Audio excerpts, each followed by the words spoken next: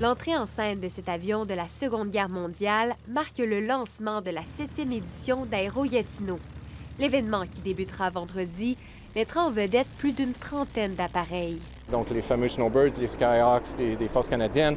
Un élément nouveau cette année, c'est l'équipe de parachutistes civils les Geronimo qui vont sauter déguisés en super-héros et qui vont interagir avec la foule.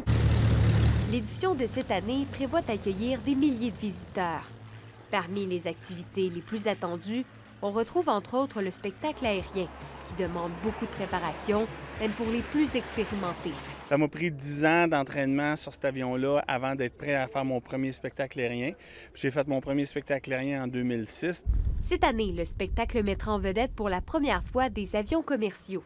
On a tout monté la démonstration qu'on voulait faire. Fait qu'on l'a carrément dessiné.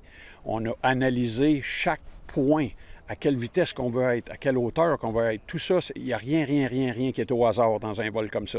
En plus de son volet divertissement, l'événement souhaite aussi attirer de futurs pilotes dans un contexte de pénurie de main-d'œuvre. Il y a une pénurie généralisée. Du côté des pilotes de ligne, vraiment les plus gros avions de transport, il y a un grand nombre, je n'ai pas des chiffres exacts, là, mais de pilotes qui arrivent proches de la retraite.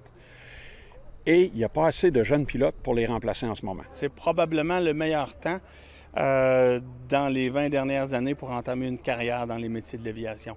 Fait que c'est sûr que nous, notre rôle, c'est un rôle d'inspiration. Cette passion pour le pilotage donnera le ton à l'événement 2025 d'Aéro Gatineau. Ici Charlotte Tremblay, Radio-Canada, Gatineau.